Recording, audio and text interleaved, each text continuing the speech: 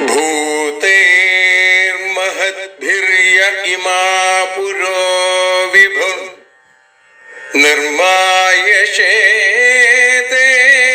यदमूषु पूरुष भुङ्क्ते गुणान् षोडश षोडशात्मका सोऽलं कृषीष्ट भगवान् वचांसि मे।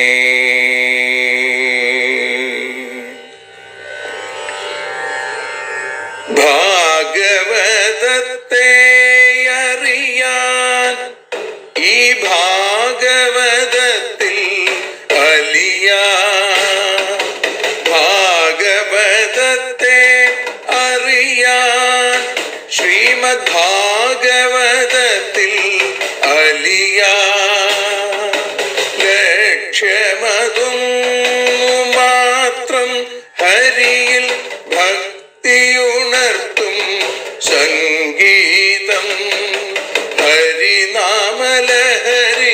സൗഭാഗ്യം. ഭാഗവതത്തെ അറിയാൻ ഭാഗവതത്തിൽ അലിയാൻ.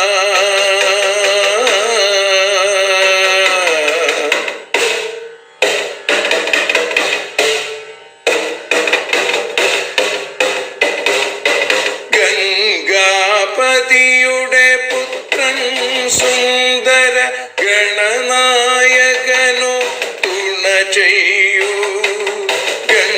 ഗംഗാപതിയുടെ പുത്രൻ സുന്ദര ഗണനായകനോ തുണ ചെയ്യൂ. വീണയിൽ സംഗീത സാഗരം തീർക്കുന്ന വാണീദേവിയും കാക്കേണേ എന്നിൽ ഭാഗവത കഥ നിറയേണേ. ഭാഗവതത്തെ അറിയാൻ ഭാഗവതത്തിൽ അലിയാൻ.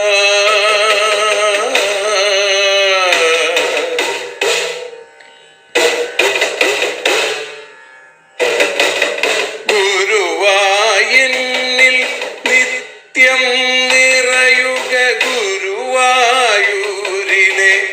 ശ്രീകൃഷ്ണ.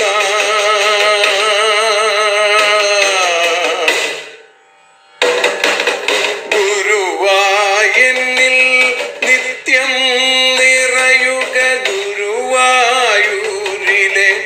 ശ്രീകൃഷ്ണ.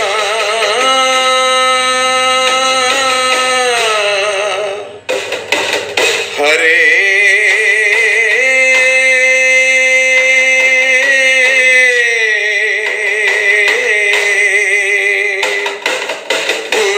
ഗുരുവായൂരിൽ നിത്യം നിറയുക ഗുരുവായൂരിലെ ശ്രീകൃഷ്ണ. കണ്ഠം തന്നിൽ ഗാനം നിറയാൻ കണ്ണാ നീ താൻ തുണയേകു. എന്നിൽ ഭാഗവത കഥ നിറയേണേ.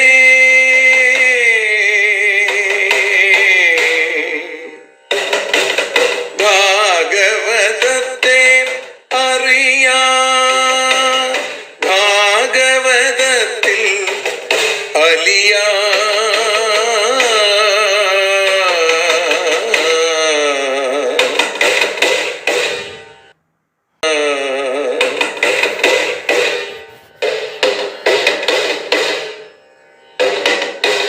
ആദ്യത്തെ ഗുരുവായൂരന്റെ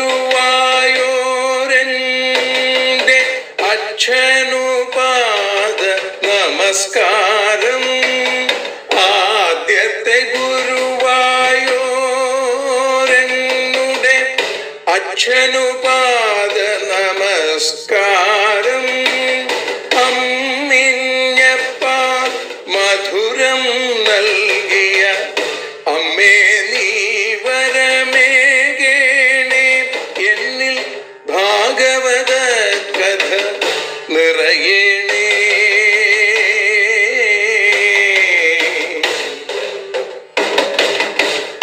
ഭാഗവതത്തെ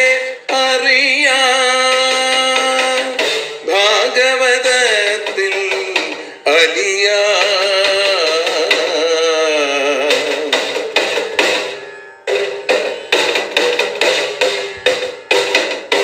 ശ്രീഹരി തന്നുടെ കഥകൾ നിറയും ശ്രീമദ് ഭാഗവത സ്മൃതിയിൽ. ശ്രീഹരി തന്നുടെ കഥകൾ നിറയും ശ്രീമദ് ഭാഗവത സ്മൃതിയിൽ. ശ്രീകൃഷ്ണാനിൻ കീർത്തനമലരുകൾ ശ്രീപാദത്തിൽ അർച്ചിക്കാം. എന്നിൽ ഭാഗവത കഥ നിറയേണേ.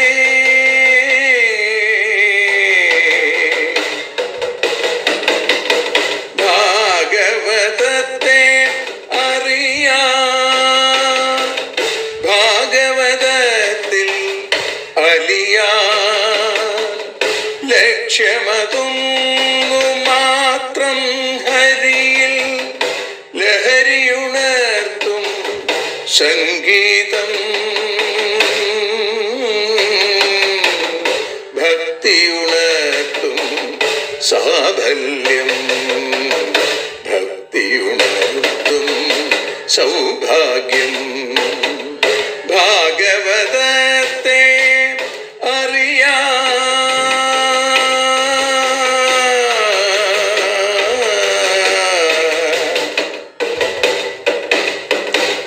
ഭാഗവതത്തിൽ അലിയാൻ.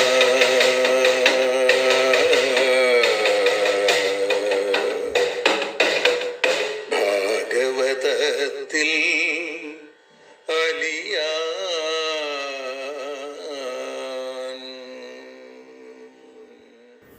സർവത്ര ഗോവിന്ദനാമ സങ്കീർത്തനം. ഗോവിന്ദ ഗോവിന്ദ. ശ്രീകൃഷ്ണൻ തൻ്റെ ഹാസം നിറയുമനുപമ സുന്ദര ചുണ്ടിലെന്നും രാഗത്തിൻ തേൻ ചുരത്തും മധുരമുരളിയെ ഞാനിതാ കൈതൊഴുന്നേൻ. സൗകര്യം കിട്ടുമെങ്കിൽ ഭവതി മുരളികേ ഒന്നു നീ ചൊല്ലിടേണം. ഞാനാകുന്നോരു ജന്മ പശുവിനുടെ കഥ നന്ദജൻ തൻ്റെ കാതിൽ. പൊന്നുഗുരുവായൂരപ്പൻ്റെ അനൽപമായ വാത്സല്യാതിരേകം കൊണ്ട് ശ്രീമദ് ഭാഗവതം അറിയാനലിയാൻ എന്ന അക്ഷരോപാസനയിൽ ഇന്ന് നമ്മളിതാ ഭഗവാന്റെ ദിവ്യമായ അനുഗ്രഹം ലഭിച്ച ദാരുകൻ്റെ, പാർത്ഥസാരഥിയുടെ സാരഥിയായ ദാരുകൻ്റെ ശ്രീകൃഷ്ണ ദർശന രംഗത്തോടു കൂടിയിട്ടാണ് ആരംഭിക്കുന്നത്. ഏകാദശ സ്കന്ധം 30-ാമത്തെ അധ്യായത്തിൽ 41-ാമത്തെ ശ്ലോകം മുതൽ. ഇന്നലെ നമ്മൾ ജരായ എന്ന ആ ലുബ്ധകൻ്റെ, ആ കാട്ടാളൻ്റെ വേടൻ്റെ കഥ നമ്മൾ കേട്ടു. ഭഗവാന്റെ പാദത്തിലേക്ക് അമ്പയച്ചു. അമ്പയച്ച ആ വേടനും അൻപിൻ്റെ, കാരുണ്യത്തിൻ്റെ, ദയയുടെ വൈകുണ്ഠലോകം നൽകിയാണ് ഭഗവാൻ അനുഗ്രഹിച്ചത്, അവന് പോകാനുള്ള അനുജ്ഞ കൊടുത്തത്. ഇവിടെ അതിനുശേഷം ദാരുകഃ കൃഷ്ണപദവീം അന്വിച്ഛൻ അധിഗമ്യതാം വായും തുളസികാമോദമാഘ്രായ അഭിമുഖം യയൗ. ദാരുകഃ, ദാരുകൻ ഭഗവാന്റെ സാരഥി. കൃഷ്ണപദവീം അന്വിച്ഛൻ, കൃഷ്ണൻ പോയ മാർഗത്തെ അന്വേഷിക്കുന്നവനായി. താം അധിഗമ്യ, അതിനെ അറിഞ്ഞു. എങ്ങനെ? തുളസികാമോദം, തുളസീഗന്ധമുള്ള വായും ആഘ്രായ, വായുവിനെ മണത്തിട്ട് അഭിമുഖം യയോ, ഭഗവാന്റെ മുമ്പിലായിട്ട് വന്നു. ഭഗവാന്റെ സാരഥിയാണ് ദാരുകൻ. ആ ദാരുകൻ ഭഗവാനെ കാണാതെ അന്വേഷിച്ച് ഭഗവാന്റെ തുളസിമാലയുടെ ഗന്ധം, ആ ഗന്ധം വായുവിൽ തട്ടി തൻ്റെ അടുത്തേക്ക് വരുന്നു. അതിനെ അന്വേഷിച്ച് ദാരുകൻ ഭഗവാന്റെ അടുത്തേക്ക് എത്തിച്ചേർന്നു. അവിടെ ആ ആൽമര ചുവട്ടിൽ ശംഖചക്ര ഗദാപത്മങ്ങളോടുകൂടി 4 തൃക്കൈകളോടുകൂടി ഇരിക്കുന്ന ഭഗവാനെ ദാരുകൻ കാണുകയാണ്. തം തത്ര ദിഗ്മദ്യുഭിരായുധൈർവൃതം ഹ്യശ്വത്ഥമൂലേ കൃതകേതനം പതിം സ്നേഹപ്ലുതാത്മാ നിപപാതപാദയോരധാദവപ്ലുത്യ സ ബാഷ്പലോചന. തത്ര തിഗ്മദ്യുഭി, അവിടെ സൂര്യപ്രഭ പോലെ വിരാജിച്ചുകൊണ്ടിരിക്കുന്ന പ്രഭയോടുകൂടിയ ആയുധൈവൃതം, ആയുധങ്ങളാൽ ചുറ്റപ്പെട്ട് അശ്വത്ഥമൂലെ, ആലിൻ്റെ ചുവട്ടിൽ കൃതകേതനം നിവസിക്കുന്നവനായ തം പതിം, ആ സ്വാമിയെ, തൻ്റെ യജമാനനെ കണ്ടിട്ട് സ്നേഹപ്ലുതാത്മ, സ്നേഹം കൊണ്ട് ദ്രവിച്ച ആത്മാവ്, മനസ്സോടുകൂടിയവൻ ആ ദാരുകൻ ബാഷ്പലോചന, കണ്ണിൽ കണ്ണുനീര് നിറഞ്ഞ് രഥാത് അവപ്ലുത്യ, തേരിൽ നിന്ന് ചാടി ഇറങ്ങിയിട്ട് സ പാദയോ നിപപാത, ആ ഭഗവാന്റെ പാദാരവിന്ദങ്ങളിൽ നമസ്കരിച്ചു. ശംഖചക്ര ഗദാപത്മങ്ങൾ ധരിച്ചിരിക്കുന്ന ഭഗവാൻ ഇപ്പോ എന്താ അവസ്ഥ? ശംഖചക്രാദികളാകുന്ന ആയുധങ്ങൾ ദിവ്യസ്വരൂപം സ്വീകരിച്ച ഭഗവാന്റെ ചുറ്റും നിൽക്കുന്നു. ആലിൻ്റെ ചുവട്ടിൽ ഭഗവാന്റെ ദിവ്യമായ ഈ സ്വരൂപം കണ്ടപ്പോൾ, ഭഗവാനെ കണ്ടപ്പോൾ ദാരുകൻ നിറ കണ്ണുകളോടുകൂടി വാക്കുകൾ പറയാനാവാതെ തൻ്റെ ആ രഥത്തിൽ നിന്ന്, അല്ലെങ്കിൽ ഭഗവാന്റെ രഥത്തിൽ നിന്ന് ചാടിയിറങ്ങി ഭഗവാന്റെ പാദാരവിന്ദങ്ങളിൽ വീണ് നമസ്കരിച്ചു. അപശ്യതസ്ത്വച്ചരണാംബുജം പ്രഭോ ദൃഷ്ടി പ്രണഷ്ടാ തമസി പ്രവിഷ്ടാ ദിശോ ന ജാനേ ന ലഭേ ച ശാന്തിം യഥാ നിശായാമുടുപേ പ്രണഷ്ടേ. ഇവിടെ ദാരുകൻ പറയുകയാണ്, പ്രഭോ ഭഗവാനെ, ത്വച്ചരണാംബുജം അപശ്യത, അവിടുത്തെ പാദാരവിന്ദങ്ങളെ കാണാതിരുന്നിരുന്ന എൻ്റെ ദൃഷ്ടി, എൻ്റെ ആ കാഴ്ച പ്രണഷ്ട, തീരെ നശിച്ചുപോയി. തമസി പ്രവിഷ്ട, അന്ധകാരത്തിലേക്ക് പ്രവേശിച്ചു. നിശായാം ഉടുപേ പ്രണഷ്ടേ, രാത്രി ചന്ദ്രൻ ഇല്ലാതെയായപ്പോ യഥ, ഏതുപോലെയാണോ ദിശഹ ന ജാനെ, എനിക്ക് ദിക്കുകളെ അറിയുന്നില്ല, ശാന്തിം ന ലഭേ, എനിക്ക് ശാന്തി ലഭിക്കുന്നുമില്ല ഭഗവാനെ. അവിടുത്തെ പാദാരവിന്ദങ്ങളെ കാണാതായപ്പോ എൻ്റെ കണ്ണുകൾ നഷ്ടപ്രായങ്ങളായി. കണ്ണുണ്ടെന്ന് മാത്രമേ ഉള്ളൂ, ഒന്നും എനിക്ക് കാണാൻ സാധിക്കുന്നില്ല. മനസ്സിൻ്റെ വെളിച്ചമില്ലാതെയായപ്പോ അന്ധകാരത്തിൽ പെട്ടതുപോലെയായി ഭഗവാനെ.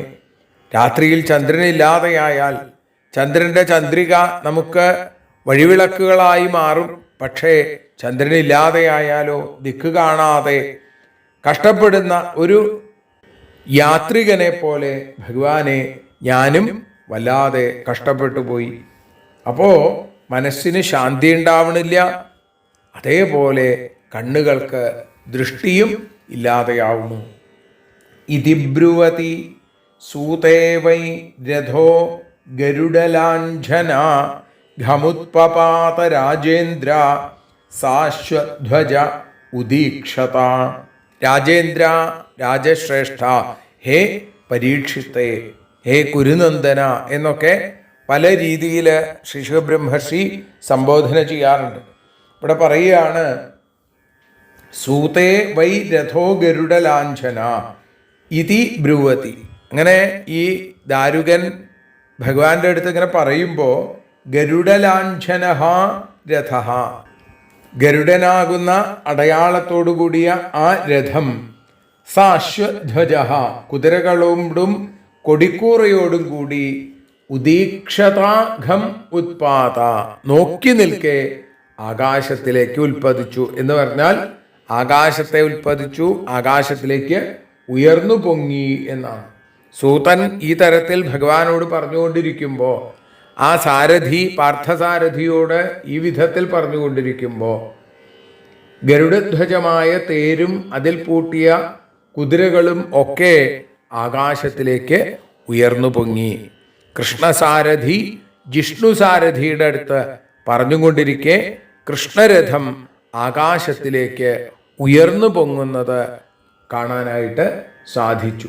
തമന്വഗച്ഛൻ ദിവ്യാനി വിഷ്ണുപ്രഹരണാനി ച തേനാതിവിസ്മിതാത്മാനം സൂതമാഹ ജനാർദ്ദന. ദിവ്യാനി വിഷ്ണുപ്രഹരണാനി, ദിവ്യങ്ങളായ വിഷ്ണുവിൻ്റെ ആയുധങ്ങൾ. സർവപ്രഹരണായുധായ എന്ന് നമ്മൾ സഹസ്രനാമത്തിൻ്റെ അവസാനത്തിൽ പറയാറുണ്ട്. ഇവിടെ പറയുകയാണ് വിഷ്ണുപ്രഹരണാനി, വിഷ്ണുവിൻ്റെ ആയുധങ്ങൾ. തം അന്വഗച്ഛൻ, ആ തേരിനെ, അതിനെ അനുഗമിച്ചു എന്ന് പറഞ്ഞാൽ തേരും കുതിരകളും ഒക്കെ ഉയർന്നു പൊങ്ങി അതിൻ്റെ പിന്നാലെ ഭഗവാന്റെ ആയുധങ്ങളും ആകാശത്തിലേക്ക് ഉയർന്നു പൊങ്ങി. അതിവിസ്മിതാത്മാനം സൂതം, വളരെ അത്ഭുതപ്പെട്ടിരിക്കുന്ന ആ സൂതന്റെ അടുത്ത് ശ്രീകൃഷ്ണൻ പറഞ്ഞു. ജനാർദ്ദന ആഹ, ജനാർദ്ദനൻ പറഞ്ഞു. എന്താ പറഞ്ഞത്? ഗച്ഛ ദ്വാരവതിം സൂത. ഇവിടെ സൂതന്റെ അടുത്ത് പറയുകയാണ് ഗച്ഛ ദ്വാരവതിം, ദ്വാരകയിലേക്ക് പോകും. ഭഗവാന്റെ അവതാരത്തിന് മുന്നോടിയായിട്ട് ഭഗവാൻ ആരോടാ പറഞ്ഞത്? ഗച്ഛദേവി വ്രജം ഭദ്രേ, അല്ലേ? ആ ആദിപരാശക്തിയുടെ അടുത്ത്, യോഗമായാദേവിയുടെ അടുത്ത് ഭഗവാൻ പറഞ്ഞു, ദേവി ഗച്ഛദേവി വ്രജം ഭദ്രേ, വ്രജത്തിലേക്ക് പോവൂ എന്ന് പറഞ്ഞു. ഇവിടെ ഭഗവാന്റെ സ്വധാമഗമനത്തിന് മുന്നോടിയായിട്ട് സൂതനോട് പറയുകയാണ് ഗച്ഛ ദ്വാരവതിം. മറ്റൊരു രംഗം ഭഗവാന്റെ അവതാരത്തിന് മുന്നോടിയായിട്ട് ഒരു കുതിരക്കാരനെയും അതേപോലെ ഒരു കുതിരകളെയും രഥത്തെയൊക്കെ നമുക്ക് കാണാൻ സാധിക്കും. അവിടെ ഉഗ്രസേന സുതകംസ സുസുപ്രിയചികീർഷയ, അല്ലേ? ഉഗ്രസേനന്റെ പുത്രനായിരിക്കുന്ന കംസൻ തൻ്റെ സഹോദരിയോടുള്ള സ്നേഹം കാരണം രഥം തെളിക്കുന്ന രംഗം. അപ്പോഴാണ് ഭഗവാന്റെ അവതാരത്തിന്റെ അശരീരി കേൾക്കണത്. ഇപ്പൊ ഇതാ അവതാരത്തിന്റെ അവസാനത്തിലും ഒരു രഥവും കുതിരകളും കുതിരക്കാരനെയും കാണുന്നു. ആ രഥവും കുതിരകളും ആകാശത്തിലേക്ക് ഉയർന്നു പൊങ്ങി. അവിടെ ആ കുതിരക്കാരൻ്റെ അടുത്ത്, ആ സാരഥിയുടെ അടുത്ത് ഭഗവാൻ പറയുകയാണ്, ഹേ സൂത ദ്വാരവതിം ഗച്ഛ, ദ്വാരകയിലേക്ക് പൊക്കോളൂ. ജ്ഞാതീനാം മിഥാ നിധനം, ജ്ഞാതികളുടെ അന്യോന്യം ഉള്ള മരണത്തെയും സംഘർഷണസ്യ നിര്യാണം, സംഘർഷണന്റെ ബലരാമസ്വാമിയുടെ നിര്യാണത്തെയും മദ്ദശാം, എൻ്റെ ഈ അവസ്ഥയെയും ബന്ധുഭ്യ ബ്രൂഹി, എൻ്റെ ബന്ധുക്കളുടെ അടുത്ത് പോയി പറയാം. അവിടെ യാദവന്മാര് പരസ്പരം കലഹിച്ചു മരിച്ചു, ഇല്ലേ? ആ കഥ പറയണം.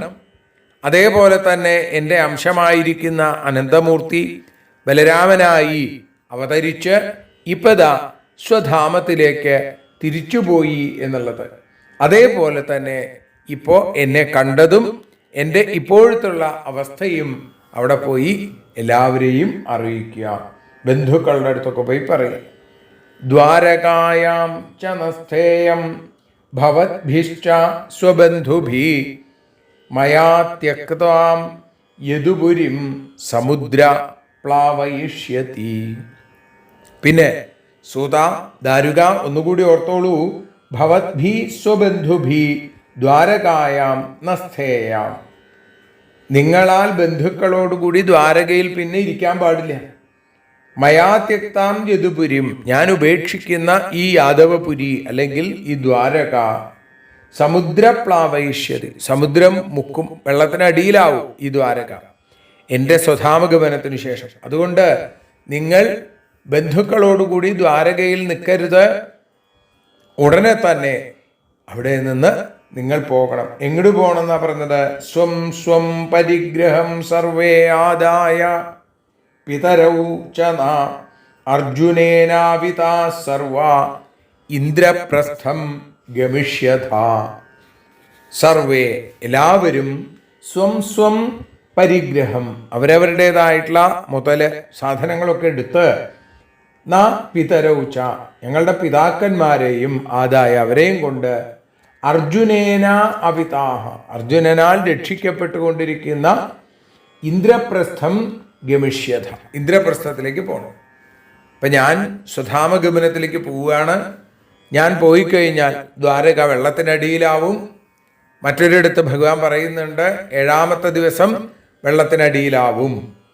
അപ്പം നിങ്ങൾ ആരും ദ്വാരകയിൽ നിൽക്കരുത്, നിങ്ങളെല്ലാവരും അവിടുന്ന് അർജുനനോടുകൂടി പോകണം. അർജുനൻ സദാ സംരക്ഷിച്ചു കൊണ്ടിരിക്കുന്ന ഇന്ദ്രപ്രസ്ഥത്തിലേക്ക് പോവുക.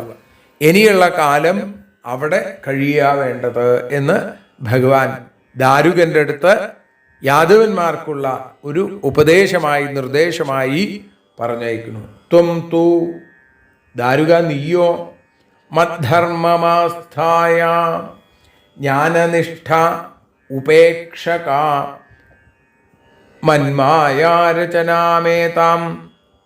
വിജ്ഞായോപവശമം പ്രജാ.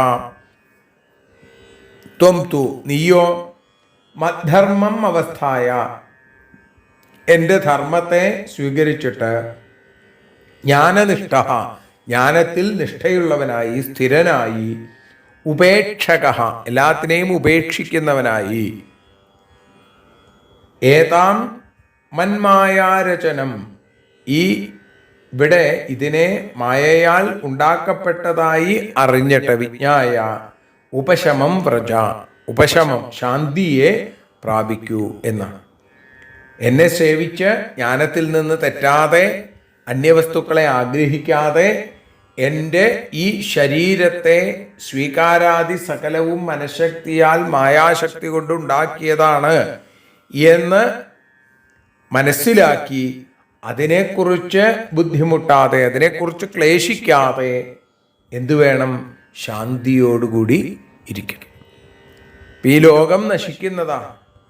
എന്നാൽ നിർമ്മിക്കപ്പെട്ട ഈ ലോകം എൻ്റെ മായയാണ് എന്ന് തിരിച്ചറിഞ്ഞ് ആത്മബോധത്തിലേക്ക് മനസ്സിനെ കൊണ്ടുവന്ന് എല്ലാം ഉപേക്ഷിച്ച് എൻ്റെ ഈ സ്വരൂപത്തെ മാത്രം ധ്യാനിക്കുക, ശാന്തിയായിട്ടിരിക്കുക. ഇത്യുക്തസ്തം പരിക്രമ്യ നമസ്കൃത്യ പുനഃ പുനഃ തത്പാദോ ശിഷ്ണുപാധായ ദുർമനാ പ്രയയൗ പുരീം.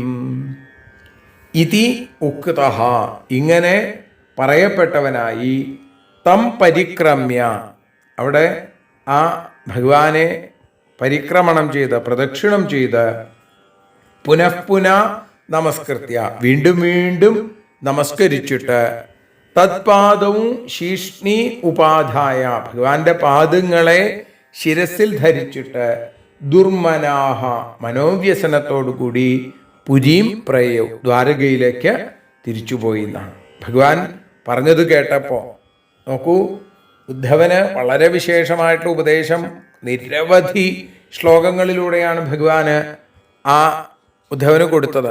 എന്നാൽ കേവലം സാരഥിയായിരിക്കുന്ന ദാരുകനോ ഏറ്റവും ചെറിയ വാക്കുകളിലൂടെ അല്ലെങ്കിൽ ഒരൊറ്റ ശ്ലോകത്തിലൂടെ ഭഗവാൻ ഉപദേശം പൂർത്തീകരിക്കുകയാണ്. ത്വം തു മദ്ധർമ്മമാസ്ഥായ ജ്ഞാനനിഷ്ഠ ഉപേക്ഷക മന്മായ രചനാമേതം വിജ്ഞായോപശമം വ്രജ.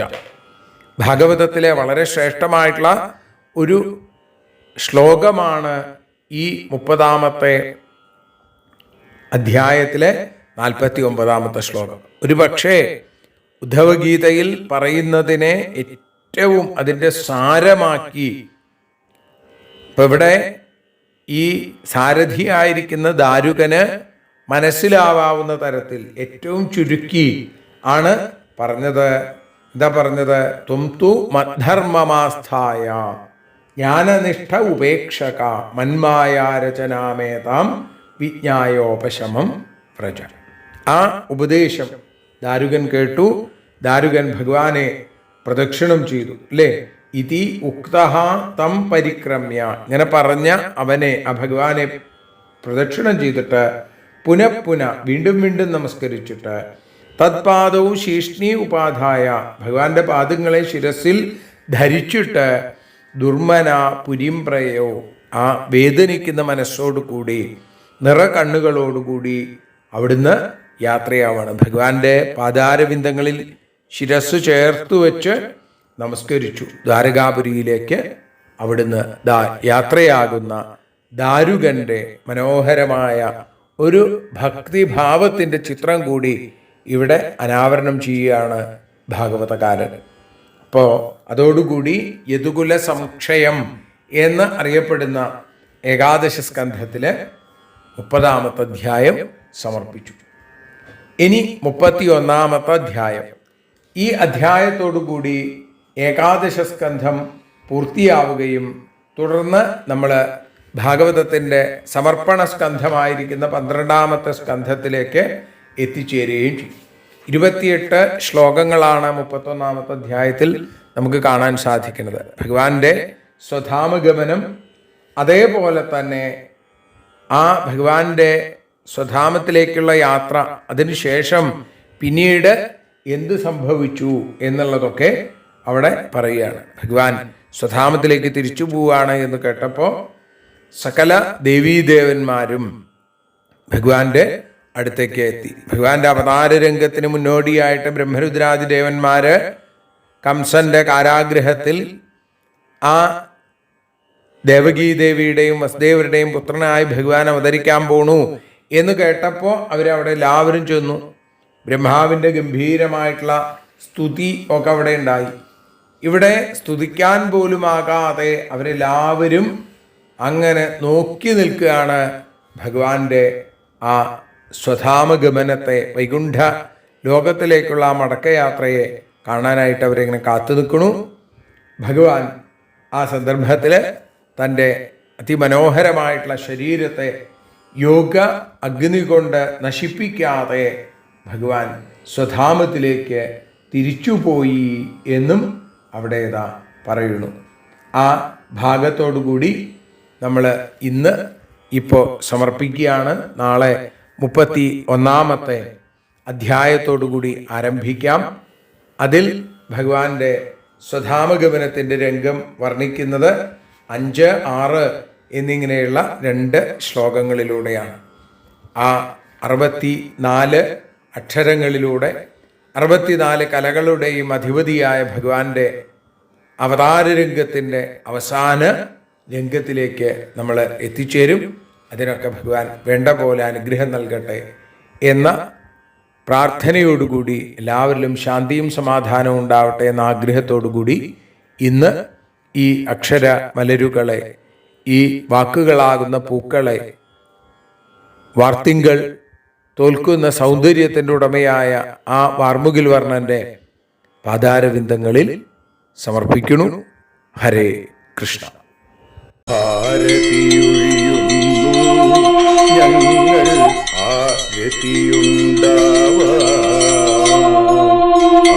ഹരിപാദത്തിയുണ്ടാകാൻ ആരതിയൊഴിയുന്നു.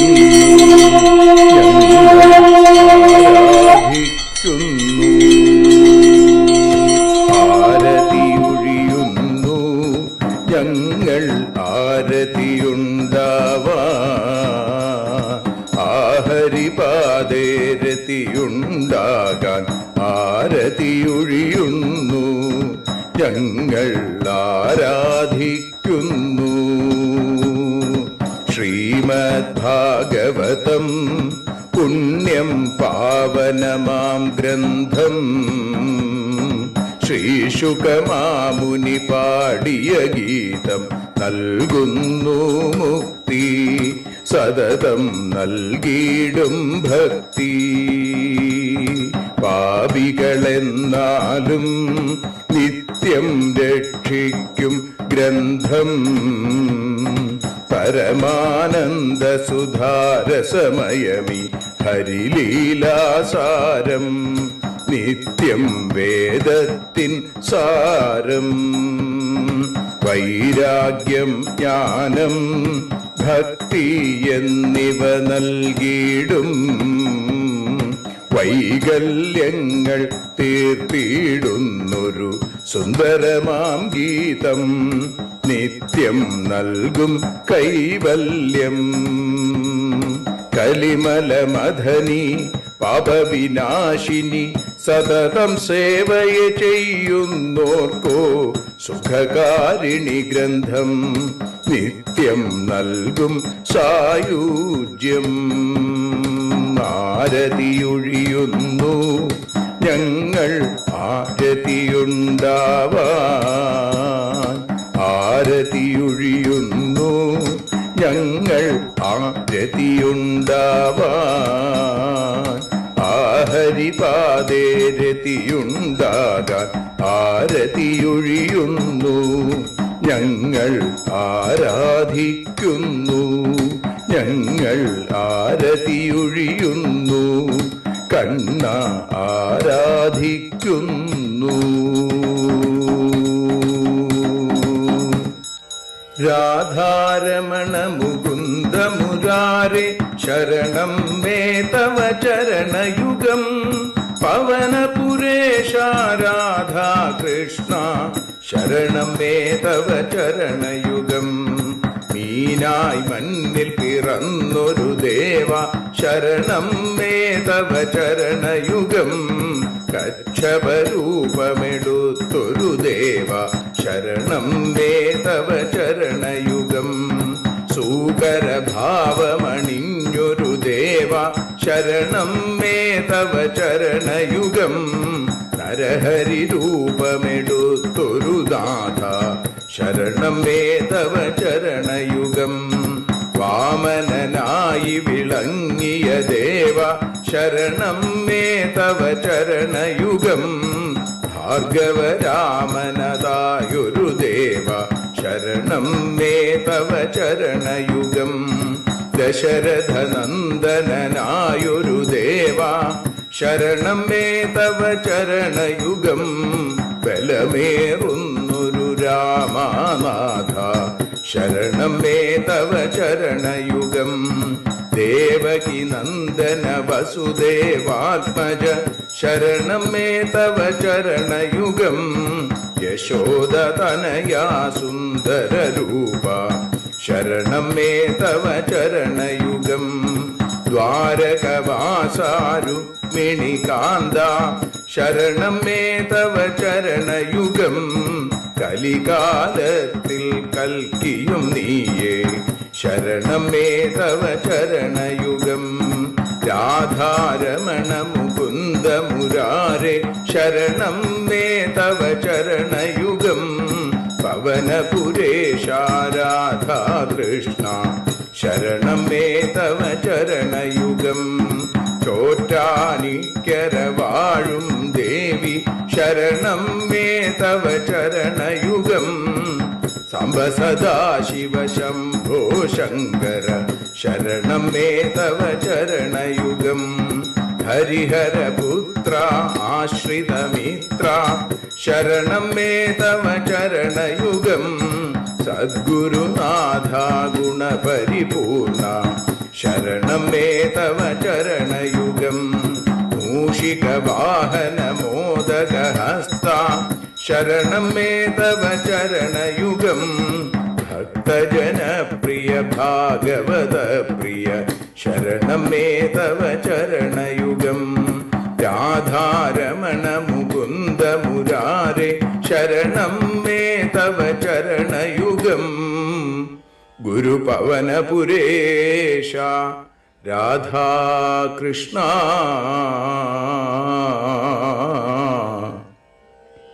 ശരണം മേ തവ ചരണയുഗം.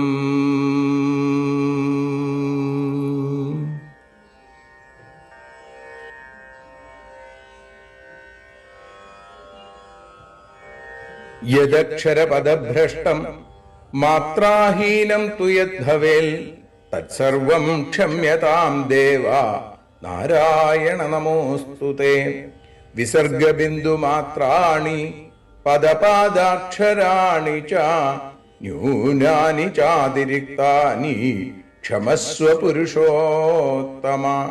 മന്ത്രഹീനം ക്രിയാഹീനം ഭക്തിഹീനം ജനാർദ്ദന യൽപൂജിതം മയാ ദേവ പരിപൂർണം തദസ്തു തേ. കായേന വാചാ മനസേന്ദ്രിയേർവാ ബുദ്ധ്യാത്മനാ വാ പ്രകൃതേ സ്വഭാവാൽ കരോമി യദ്യൽ സകലം പരസ്മൈ നാരായണായേതി സമർപ്പയാമി.